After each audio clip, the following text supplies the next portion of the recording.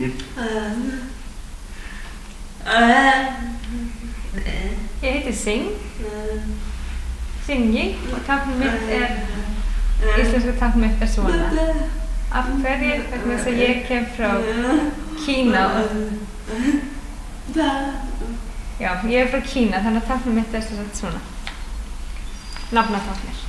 Ég heiti Haukur Vilhjálmsson og nafnatáknið mitt Haukur Vilhjálmsson.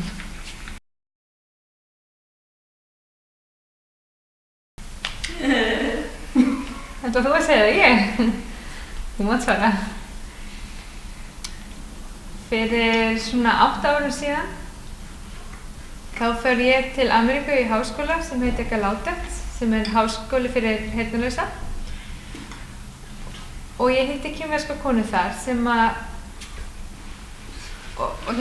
kom svo og með maðurinn hennar og heimsótti mig hérna á Íslandi fyrir svona 8 árum síðan.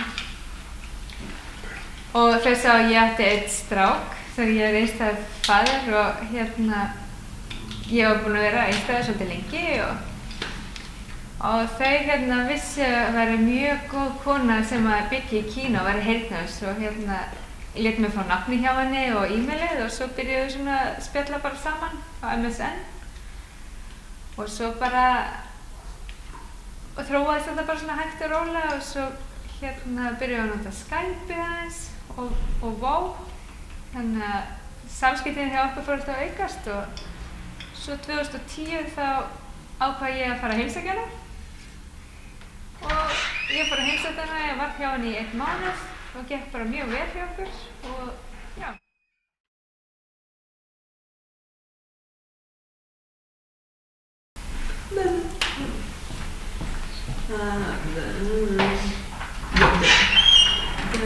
Ég kom hérna í nóvember, þannig að ég er að vera búin að vera í 3 ár núna. Jú, ég er mjög ánægð á Íslandi, já. Það er svo hreint loft hérna og svo get ég náttúrulega með mann sem ég talaði táknmál við og hann hjálpaði mér mjög mikið og hann hjálpaði mér að finna vinnu og fyrst vann ég í svona sælgætisverksmiðjum og hætti því og byrjaði að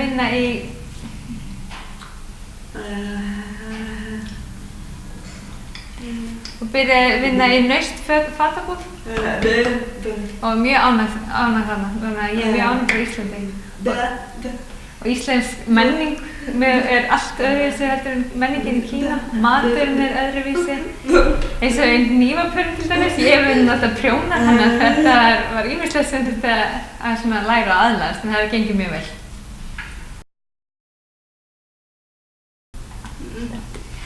Nei, það er ólíkt táknmálin okkar, þau eru ólík.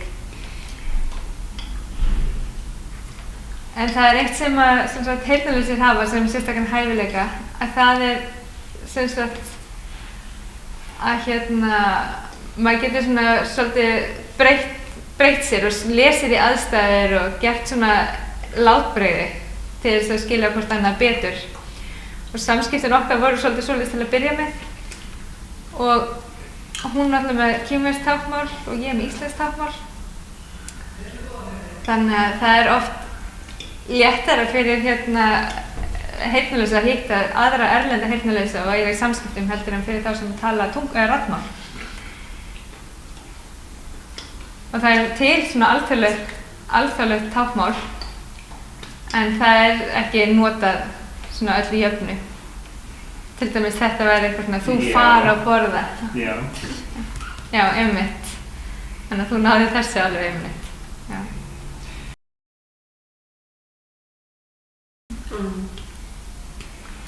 Já, það er já. Það eru cirka 30 nýbúar hérna á Íslandi núna, heyrnarlausir. Og þar eru 25 sem eru búin að búa hérna í 6 ár eða minna, sem skemmir 6 ár og margir komið frá Pólandi og Litáen. Það eru flestir sem koma þaðan. 2 eru frá Rússlandi Það var eitthvað svona einnig frá Asíu sem já, hún.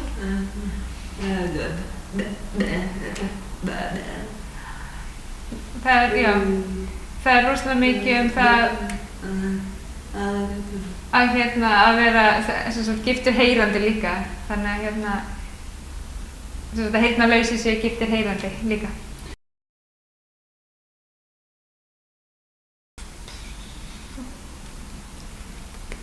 Já. Í menningu heyrnarlausra þetta svolítið svipað svona eins og allstaðar í heiminum vegna táknmálsins. Það náttúrulega, við notum rosa mikið látbrigði og svipbrigði og auðvitað hittir maður fólk frá öðrum löndum. Þannig og það verða oft svona góð og sterk vináttubönd sem myndast strax þrátt fyrir menningarmun. Það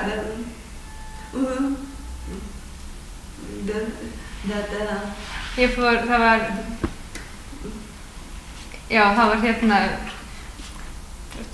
fyrir 13 árum síðan þá fór ég sem skiptinemi til Ameríku. Þá var það fréttablaðið Vísi, ég man ekki hvort það var, tók viðtal við mig í blöðunum og það var svona stór fyrirsögn sem sagði ekkert vandamál að tala við Kínverja. Og núna þessum árum seinna þá er það rétt við eigum í samskiptum bara fínum.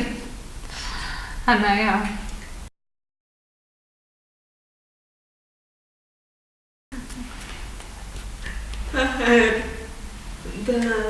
Fyrst þegar ég kom til Íslands tók ég alltaf Hauk með mér í búðina. Og svo annars gat hann ekkert fara með mér, þannig ég fór oft og keypti eitthvað vitlaust. Ég ætlaði að kaupa til dæmis brauð. Það var samlokubrauð, ég keypti eitthvað vitlaust brauð þegar ég var alveg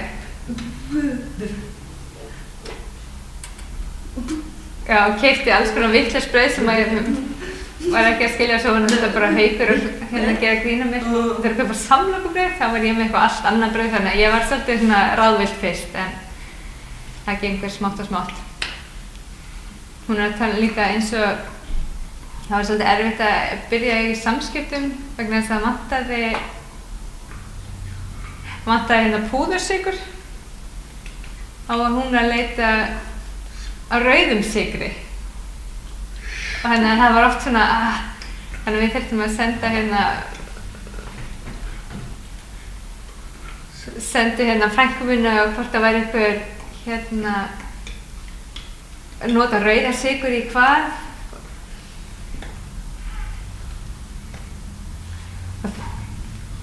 Það var mitt komið ljós, að hún var að meina púðursykur en ekki rauður sykur. Það er fullt af svona misskilningi sem að var fyrstu en þetta er alltaf hún aðlagast mjög vel, myndi ég segja.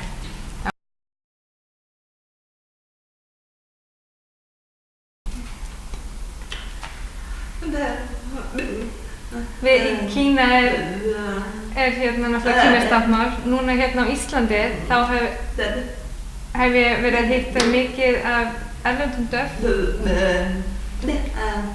og við erum að reyna að læra íslenskt táknmál og líka að læra að skrifa á íslensku. Mér finnst það svakalega erfitt. Mér finnst það rosalega erfitt. Íslenskan er svolítið erfið. Það er rosalega frábrugðið kínverskunni. Á íslensku eru margir stafir sem eru á sama stað í fingrastafrunni og ég rugla þessu öllu saman. Og svo eins og og ég veit ekki eins og hvernig að segja það. Þannig að ég fæddist heyrnarlaus þannig að ég nota munnin eða ekki neitt þegar ég tala. Þannig að mér finnst þetta rosalega erfitt, já. Svo líka er það eitthvað svona sérstök íslensk orð sem ég þekki, en svo ég á að nota það í setningu, þá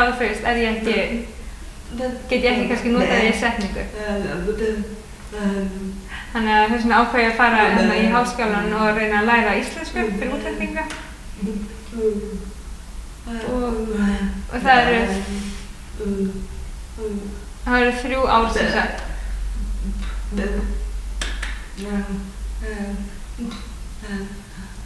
Þannig að við erum hérna, ég er náttúrulega fædd í Kína og nota kínverskt táknmál og þannig að ég ákvað að væri langbest að fara bara að læra íslenskuna í háskólanum fyrir útlendinga.